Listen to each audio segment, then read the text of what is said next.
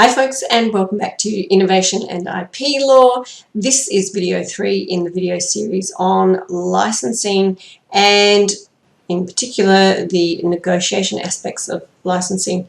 In the first video we had an overview and we looked at the big max of relational contracting, and then in the second video we started to discuss the relational contracting approach specific to conducting negotiations for collaborative partnering that was developed by Friedlinger et al. And we got through the first of the 5 steps, and now we need to look at the other 4 steps, and they are in the manual called Unpacking Relational Contracts.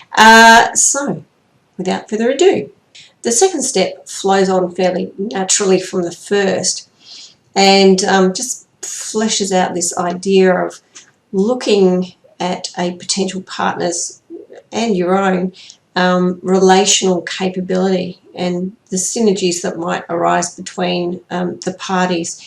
They suggest first doing, again, something similar to the first step, a sit down internally, and then an assessment of the other party, and where each party is at in terms of what they can bring to the table relationally. That is, look at levels of trust within your own organisation first. Then look at levels of trust. How do you feel about this other party? Can you trust this other party?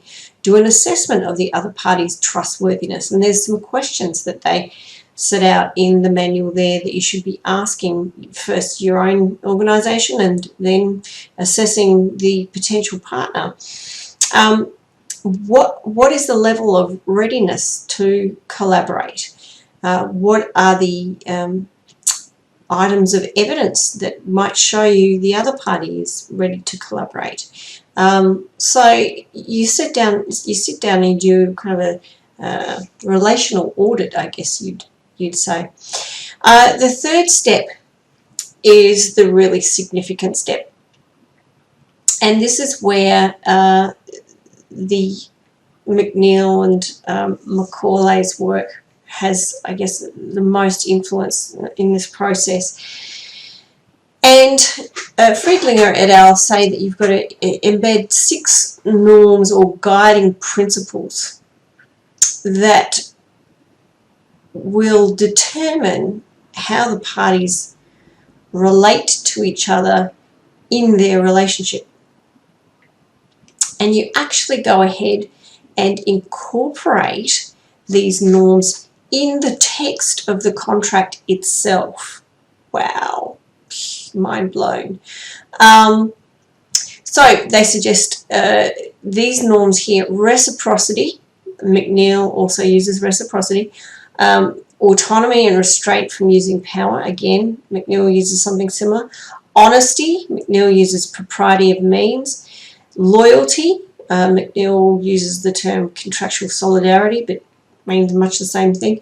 Equity. Again, I would probably sweep that under McNeil's propriety of means. And integrity. So something a little bit but slightly different to McNeil's role integrity.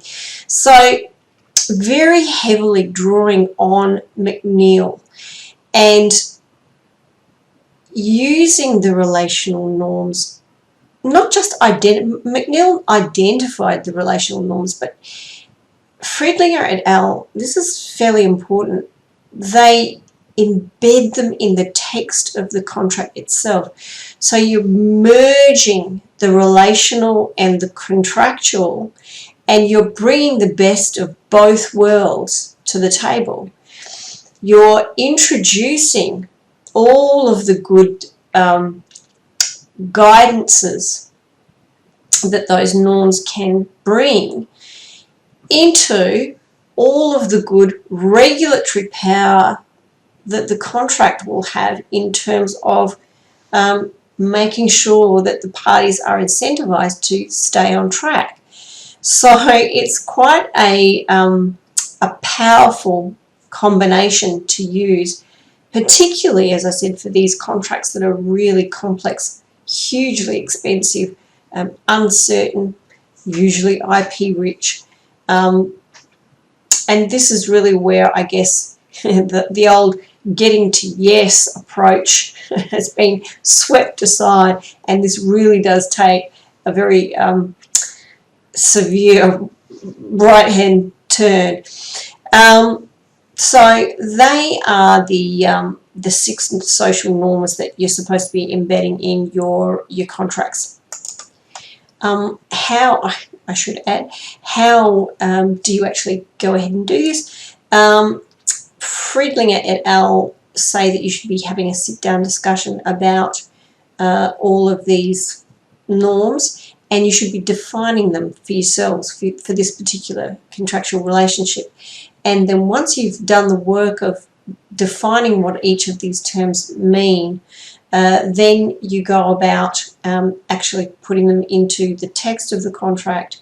And once they're in there, you know that these norms will be guiding not just the negotiations, but they'll be guiding the actual contract performance. They'll be guiding any interpretation of the contract. They'll be guiding disputes, and they'll be guiding, more importantly, settlement of disputes. They'll be guiding things like variation of the contracts. As I said, these kinds of relationships are notoriously uncertain. It's almost a dead cert that you're going to have to vary things down the track at some point, change things up, introduce new things. So those norms will also guide the process of variation as well. And variation, I don't know if you've ever been involved in any construction contracts, but wow, variation can be an extremely contentious issue. So having these norms embedded to guide that process is enormously useful. So that's the 6 norms. The other couple of steps: avoid and mitigate risks by aligning the parties' interests. And this is the other really big one. The parties are meant to actually sit down together and work out a shared vision or a set of shared goals. So goals are your long-term, big picture. This is how we want to be, so the vision. The objectives are how we're going to do everything.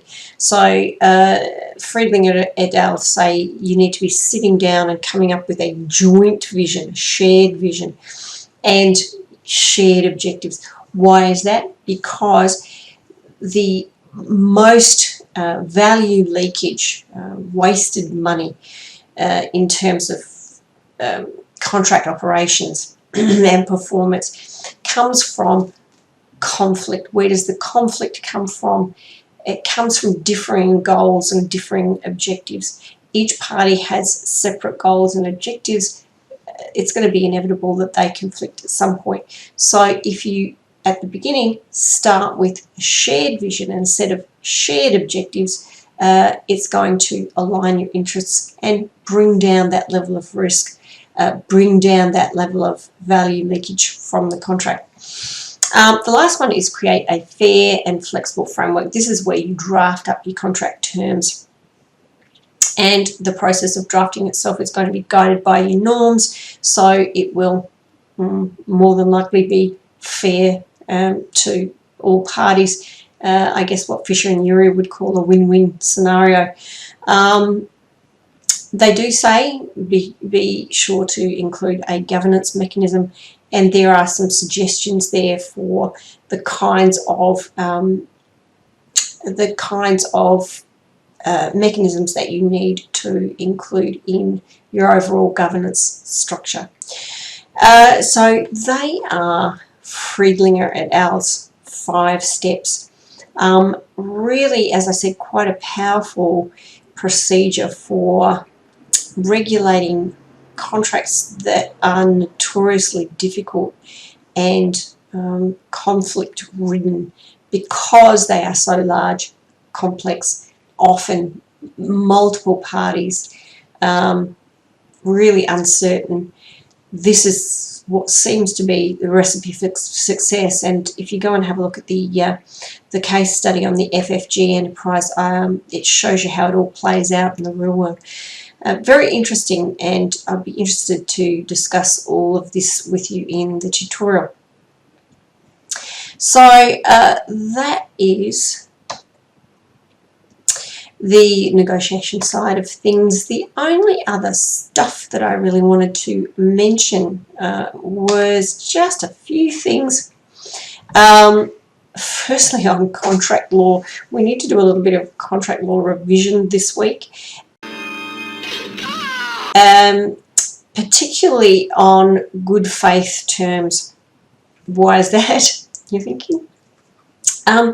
Because it might have occurred to you that you could possibly sidestep this whole need for a relational approach to negotiations if you could just rely on the parties having an obligation of good faith, either expressly in the contract itself or being implied as probably a matter of fact rather than a matter of law into your contract. Now, if you think back to your contract law unit, we did talk about implication of good faith terms into contracts. This is a notoriously difficult area of contract law, not the least of which because the notion of good faith itself is so slippery and undefined, hard to grasp, malleable. And so I want you to have a refresher of the Wilmot text on good faith, and I also want you to have a little look at a short article by a respected UK law firm that I've put into your study guide there.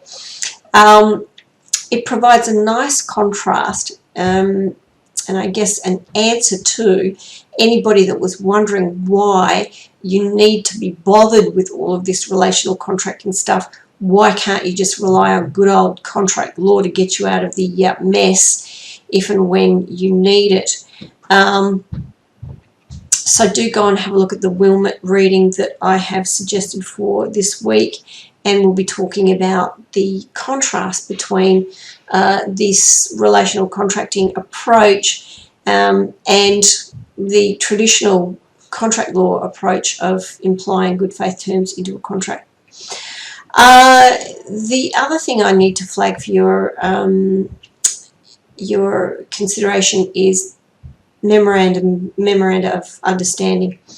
And a memorandum of understanding is sometimes called a heads of agreement.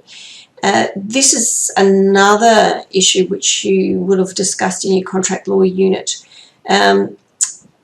Parties can come up with memoranda of understanding at the end of negotiations. They're more than a term sheet and less than a contract. And the danger with these things are that usually the parties don't intend them to be binding unless and until they're actually incorporated in the final version of the contract. But there have been many of these little beasties that have been held to be legally binding.